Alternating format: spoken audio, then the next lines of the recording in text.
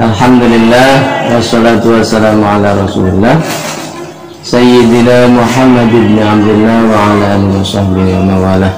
Qultu rabbi shrah li sadri wa yassir li amri wa hlul 'uqdatam min lisani yafqahu qawli waj'al li waziran min ahli.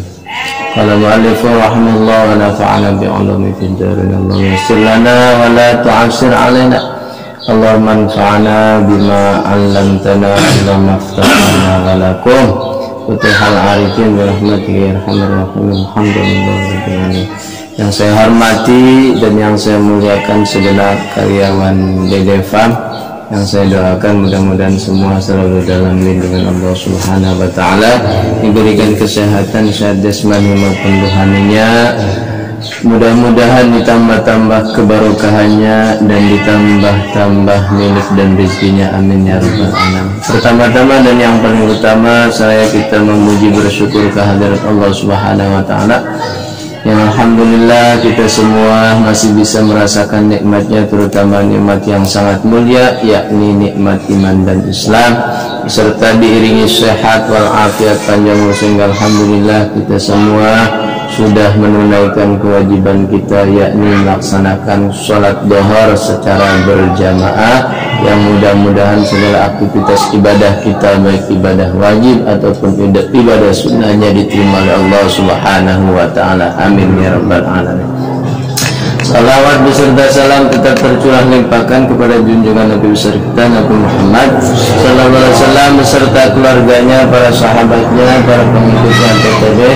Kita sebagai umatnya, mudah-mudahan kita semua mendapatkan syafaatul uzma dari baginda Nabi kelak nanti di yaumul mahsyar, amin ya rabbal alamin. Baiklah ya, seperti biasa pengajian kita setelah kita melaksanakan sholat duhur, pembacaan kitab Nasha'irul Ibad. Dia berkata, al-ajalatu minasyaitan. Buru-buru itu ya datangnya dari sifat setan. Jadi judulnya buru-buru ini, buru-buru ya, buru-buru itu minasyaitan, datangnya dari setan. Sifat setan itu buru-buru. Wa ta'ani minallah, adapun sifat santai, ta'ani ya, ta'ani santai, wales, slow ya, itu adalah sifat Gusti Allah Subhanahu wa taala. Akan tetapi ada 5 perkara ya yang perlu dijalani ya secara buru-buru atau dilakukan secara buru-buru. Illa fi khamsina wajah. Lainnya amin sunani Rasulullah SAW, bahkan 5 perkara tersebut termasuk sunnah atau tingkah laku yang dijalani oleh Rasulullah SAW yang harus dilaksanakan secara buru-buru. Yang pertama, it'amud daifi. Yang pertama adalah it'amud daifi, memberikan makan terhadap tamu. Ketika kita kedatangan tamu ya, berarti langsung kita bergegas mengambil sesuatu untuk disuguhkan kepada tamu kita. Aja aku mau tuan rumah menung ya sampai lewat dohor tamu nih ya, enggak dikasih minum, enggak dikasih makan. Ya, itu harus buru-buru tuh ya. Ketika ada tamu, it'amud daifi ya, kita langsung bergegas mengambil makanan atau minuman untuk disuguhkan kepada tamu kita. Kenapa? Idza nazala aidafa fi manzilihi ya. Tamu itu datang ya ke rumah kita, itu datang membawa rahmat dari Allah Subhanahu wa taala. Dan ketika keluar, seorang tamu itu keluar membawa dosa ya tuan rumah, dan dosa tersebut nanti akan dilempar, dibuang oleh malaikat di lautan atau di pantai. Itu tamu tuh. Makanya Nabi Allah Ibrahim terkenal dengan Abad Daifah ya. Abad Daifah itu bapaknya tamu, rajanya tamu. Nabi Ibrahim tidak bisa makan kalau tidak makan sama sama tamu. Jadi kalau udah masak Nabi Ibrahim itu ya, dia tuh berjalan-jalan cari tamu.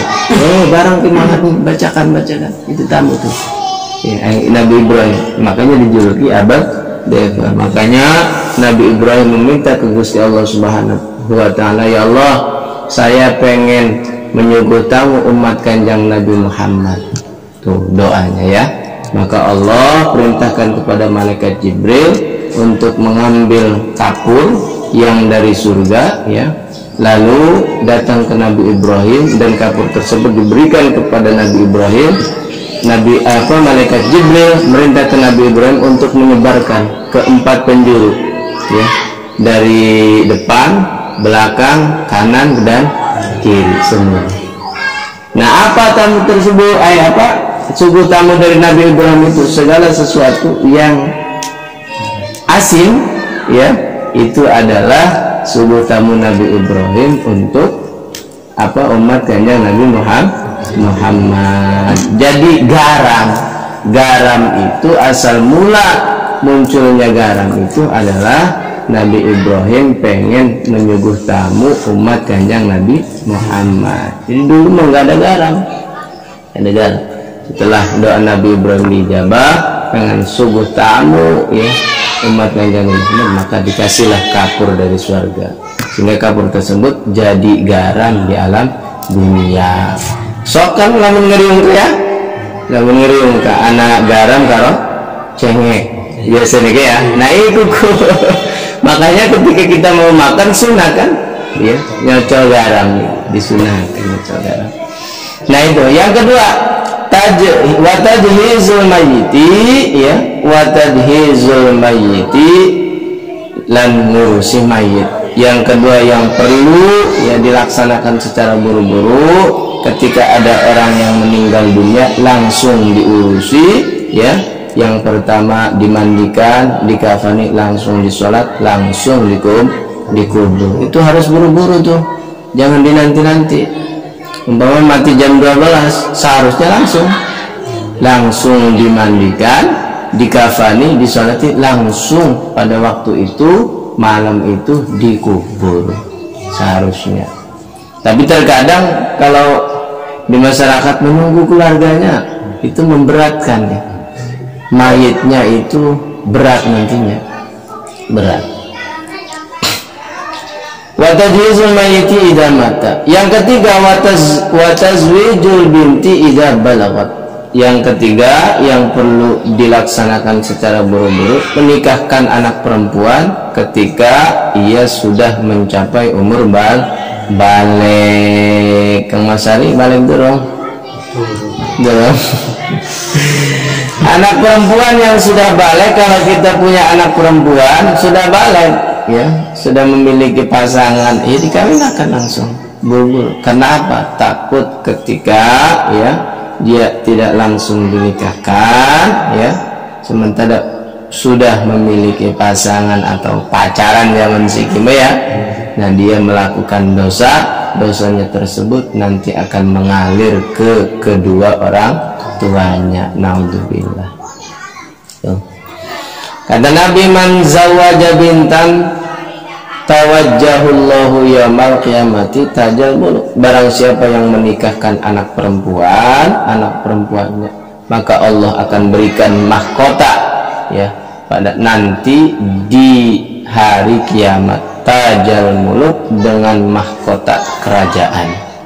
Jadi nanti orang yang jadi wali itu ya, yang menikahkan anak perempuannya itu nanti akan diberikan mahkota. Kang Ab anaknya lanang wadon kan? Lanang wadon. Ari wis anak wis gede kawin akan wis beres. Enda beres. Adapun ya kalau misalkan lagi sedang dalam pendidikan, ya terus. Ini mah ketika anaknya sudah balik dan sudah memiliki pasangan ya, langsung bergegas dinikahkan. Yang keempat ya, yang keempat waqada iddaini idza wajaba, membayar hutang ketika ya wajib bayar hutang. Iya, bayar hutang mah wajib ya. kalau sudah tempo waktunya wajib bayar hutang, karena menepati janji itu kan wajib. Jadi bayar hutang itu jangan dinanti-nanti. Bahkan Rasulullah tidak mau menyolati ya seseorang yang mati meninggalkan hutang. Nah, itu makanya kan ketika di masyarakat kalau misalkan mau nyolatin, jikalau mayit ini memiliki keterkaitan hak adami yaitu utang piutang, kalau misalkan kecil ya dan tidak memberatkan, mohon diikhlaskan. Kalau memberatkan ya, mohon yang berkaitan datang ke ahli warisnya. Insya Allah ahli waris yang bayar utang, kan kayak gitu. Jadi si mayit ini bebas daripada utang, karena si mayit tidak akan masuk surga kalau si mayit tersebut ada atau memiliki kaitan hakul adami yaitu hutang piutang. Makanya ya ahli waris itu harus bertanggung jawab, jangan warisannya doang yang yang dibagi, utang pun harus dibayar. Yang kelima, yang wajib atau yang perlu dilakukan secara buru-buru yaitu wat-taubatu minadz-dzambi idza farata, tobat ya dari dosa apabila seseorang tersebut melakukan dosa. Jadi ketika melakukan dosa langsung tobat. Mas Ari tangi ya siang ya, bangun kesiangan jam 7, wah belum sholat subuh nih, langsung tobat nih Gusti Allah dengan melakukan qada sholat subuhku aja dada belang kok kasih maning sholat aja.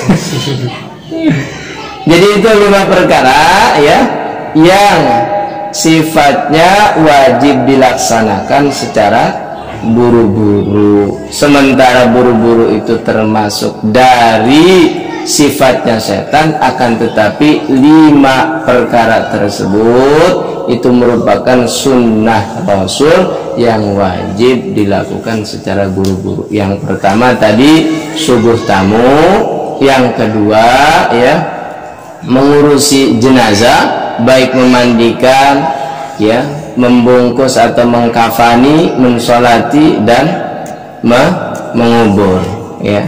Yang ketiga mengawinkan anak perempuan ketika ia sudah balik. Yang keempat membayar utang. Yang kelima tobat dari dosa apabila orang tersebut melakukan dosa. Wallahu a'lamu bishawab. Ayo apa bukan anda sing takon, bukan takon kawin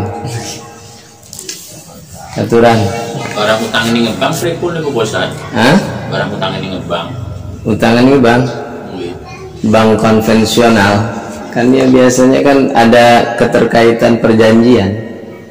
Ya perjanjian sebelum ininya. Jika misalkan Pak nih nggak panjang umurnya, mati umpama, setoran saya masih ada, gimana? Apa dibebaskan apa enggak nih?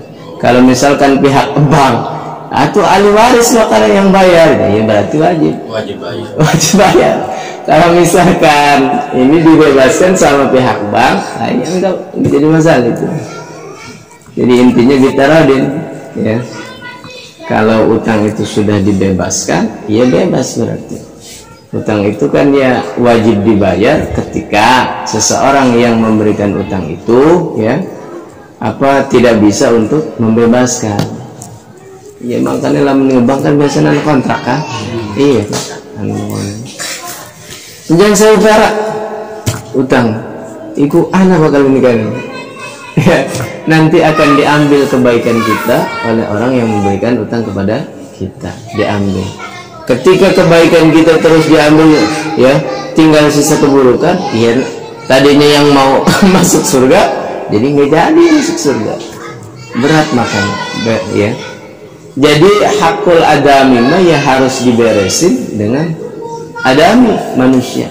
Kalau hakul mah ya seperti tinggal sholat ataupun dia tinggal puasa, lah ya tobat nih Gusti Allah. Kalau hakul adami, ya harus berkaitan dengan manusianya tersebut. Itu tuh, bayar utang. Ini kayaknya Nabi ya, yang riwayatnya, ketika diumumkan, ya Rasulullah ini apa? Banyak utangnya, banyak utangnya. Kayaknya Nabi mundur, ya nggak mau menyolati orang yang mati meninggalkan utang. Maka ada satu sahabat, saya yang nanggung ya Rasulullah. Dia bebas dari utang, saya yang nanggung utang. Maka Rasulullah langsung ya menyolati orang yang meninggal tersebut. Hadanallahu iyyakum ajma'in. Assalamualaikum warahmatullahi wabarakatuh. Iya, makasih. Salawat Rabbuna al-Yubli Ahmad Mustafa Sayyidil Mursalin Fa'ali wa sahbihi